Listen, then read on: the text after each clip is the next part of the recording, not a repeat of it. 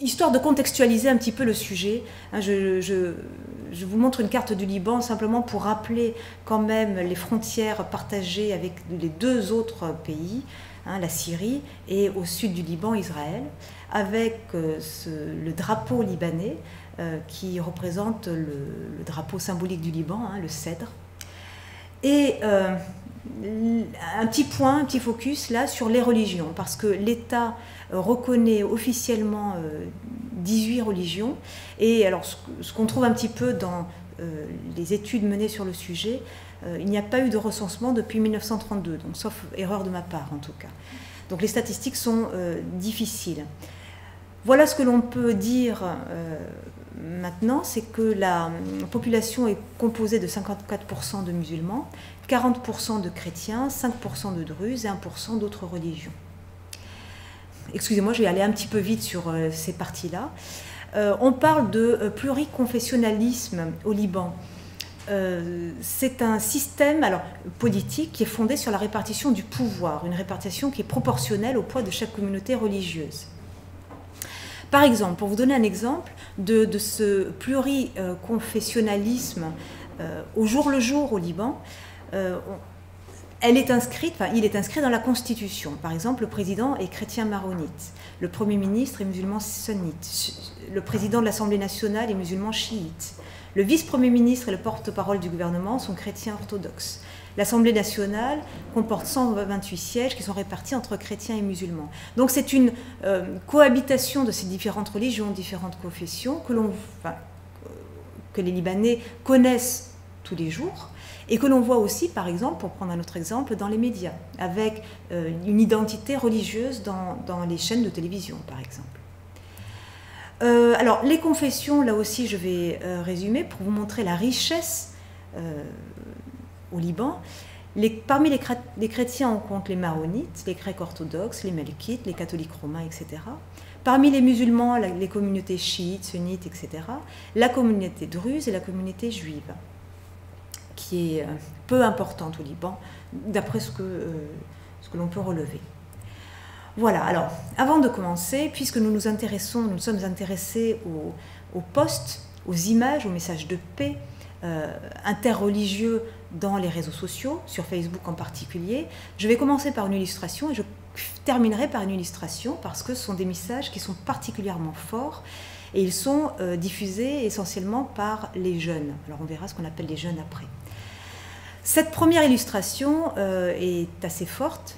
Vous le voyez dans ce qu'elle représente, hein, la croix, l'étoile, les prières, et qui dit « If all religions teach peace, then why can't all religions achieve peace ?» Pourquoi est-ce qu'elles n'arrivent pas à mettre en pratique la paix alors même qu'elles prêchent la paix?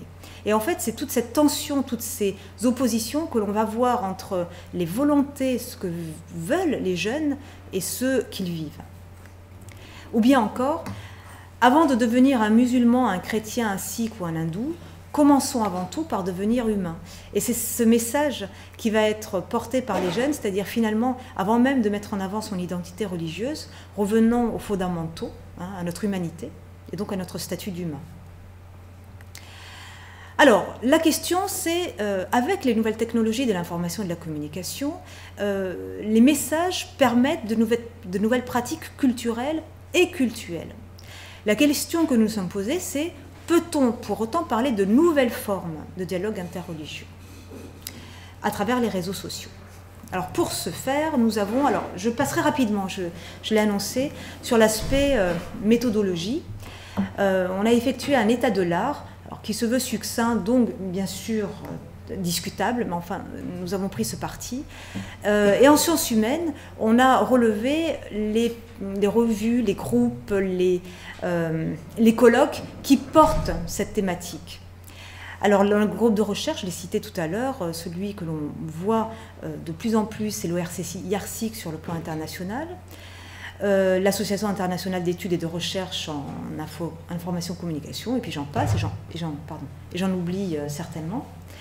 Les revues référencées à HCERS, c'est-à-dire référencées pour correspondre à des critères de qualité scientifique et sur le plan international. Donc on relève SHS qui a publié des numéros sur la religion, sur les messages religieux, la revue MEI, ou bien Ticket Société par exemple, et puis les colloques auxquels nous participons actuellement, comme symboles, thématiques, etc. Donc c'est un terrain qui se balise de plus en plus et qui commence de plus en plus à être porté sur le plan scientifique. Maintenant, nous avons relevé trois principaux axes de recherche que nous avons déclinés comme suit. Je ne les développerai pas. Simplement, premier axe de recherche, la communication de la foi, la diversité des usages sociaux dans l'espace public. Et les sciences humaines et sociales sont justement questionnées par rapport à ce sujet. Et j'aimerais reprendre le dernier point parce qu'il me semble tout à fait pertinent sur les réflexions que l'on peut avoir de Stéphane Bratozin et Mihaela Tudor, justement dans les actes du colloque 2014. La communication de sa foi dans l'espace public est changeant et immuable. Et j'ai trouvé les deux adjectifs intéressants, en même temps contrastés. Changeant par le fait que la communication la rend changeante, et immuable parce qu'elle reste liée à une seule et unique vérité, et c'est cette vérité que chacun veut porter. Ensuite, la communication de la foi et les technologies d'information et de communication. Donc il s'agit là de la communication religieuse sur le web, de la question des identités que chacun peut porter. Et en troisième point, l'utilisation des réseaux sociaux numériques, avec comme particularité que ces réseaux sociaux numériques permettent justement le partage de photos, de documents, d'illustrations, etc., etc. Voilà, donc je suis passée un peu vite sur ces trois axes, nous pourrons les développer pendant le débat, parce que j'aimerais justement davantage consacrer le temps qui reste au travail empirique. Alors, la majorité de ces références soulignent justement les difficultés qui se trouvent au centre des débats, et auxquels nous participons de par nos échanges, sur la communication de la foi et le pluralisme religieux. On traite de la diversité culturelle et religieuse. Et c'est ce point qui nous a intéressés, parce que justement le Liban, comme je vous l'ai rapidement présenté, est un terrain riche sur le plan culturel et confessionnel.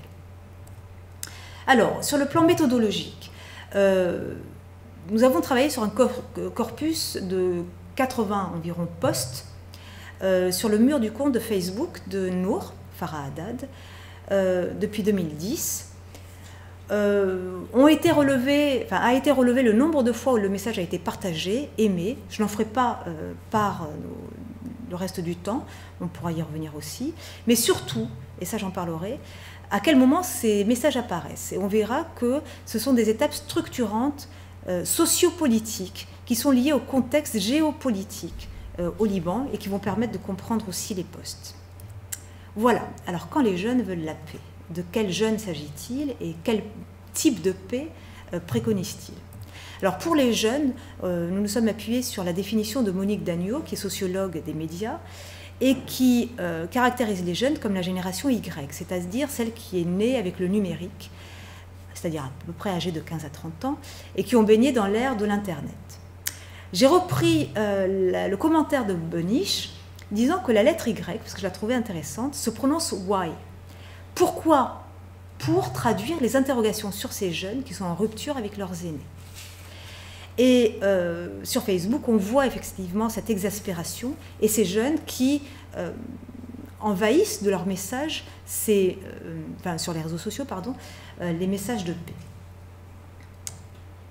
Alors, les jeunes parlent de la paix en mettant en avant le message que je vous montre en suivant de Nelson Mandela, qui est particulièrement fort dans sa portée. Alors, excusez-moi, j'ai dû pas mal étirer la photo pour que ce soit lisible. Personne n'est né avec la haine de l'autre du fait de la couleur de sa peau ou de son origine ou de sa religion. Les gens doivent avoir appris à haïr. S'ils peuvent apprendre à haïr, ils peuvent apprendre à aimer. Car l'amour jaillit plus naturellement du cœur que son contraire. Et le fait que ce soit porté par Nelson Mandela est quand même significatif, parce qu'il a passé 27 ans en prison, en raison de son appartenance à l'ANC et des actions qu'il a entreprises, et de tous les messages de paix dont il a été porteur, aussi bien en prison que lorsqu'il a été président de la République. Donc c'est un symbole très fort. Ensuite, des posts en langue arabe, notamment dans celui du Lebanon News. Je suis druze, fils du chef de la Révolution. Je suis chrétien, fils du Christ roi. Je suis chiite, fils du détenteur des décisions. Je suis sunnite. je suis libanais, contre la discorde, tout simplement. Donc avant même l'identité religieuse, c'est l'identité nationale ou bien le statut juste d'humain qui est mis en avant. Voilà, donc c'est le poste d'origine où on peut voir en bas du message, les différents symboles, avec le drapeau, le cèdre, et les différents symboles religieux. Alors, les symboles religieux, ce qu'on a constaté, c'est que les plus fréquemment utilisés sont la Bible, le Coran, les mosquées et les églises. Et l'étoile de David, effectivement, y est rarement associée du fait, certainement, en tout cas c'est ce qu'on en déduit, de la très faible représentation de la religion, de cette religion au Liban en tout cas. Alors voilà le type de représentation que l'on a, le type de tandem.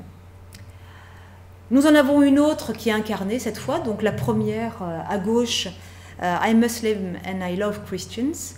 I'm Christian and I love Muslims. Et celle qui fait corps là, qui est incarnée par deux jeunes filles.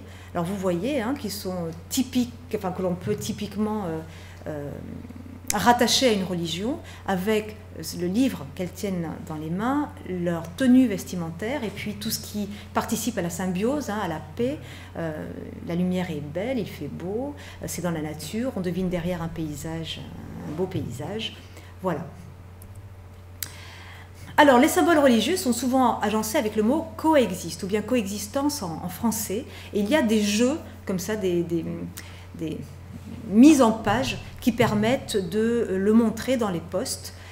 Alors, ça fait aussi référence à l'association créée en 2009 qui a pour but d'explorer les dimensions de l'interreligieux et du vivre ensemble, qui est un thème qui va souvent revenir dans les posts. Alors, je vous montre deux exemples. Le premier ici, à gauche, coexiste or we won't exist anymore, où sont mis en avant les messages de tolérance, de non-violence, de paix. Et puis celui que vous avez aussi à droite, qui utilise tous ces symboles.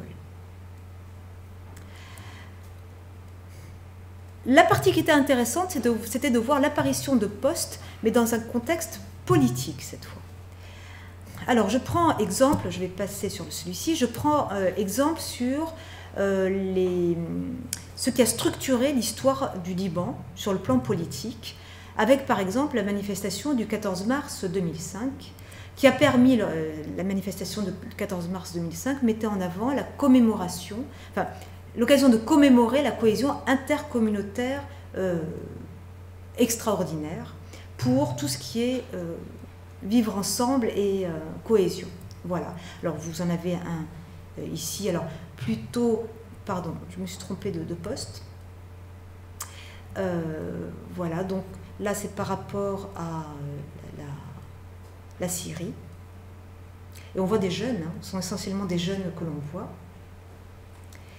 Et la coexistence des différentes religions sur le drapeau, sur la pancarte. Ensuite, le printemps arabe,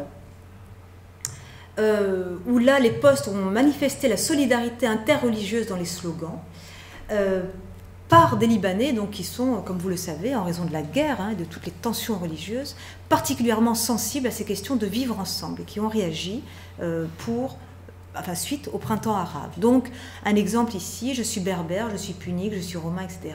Je suis tunisien et tolérant.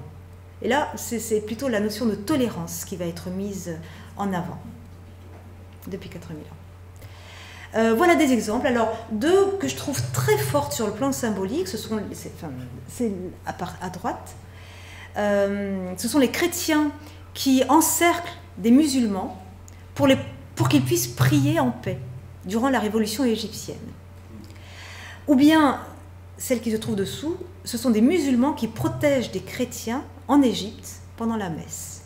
Et là, on n'est plus dans le symbolique, on n'est plus dans l'écriture, dans la mise en page, on est dans la coexistence, le vivre ensemble, entre guillemets, mais entre différentes religions, dans la vraie vie, cette fois.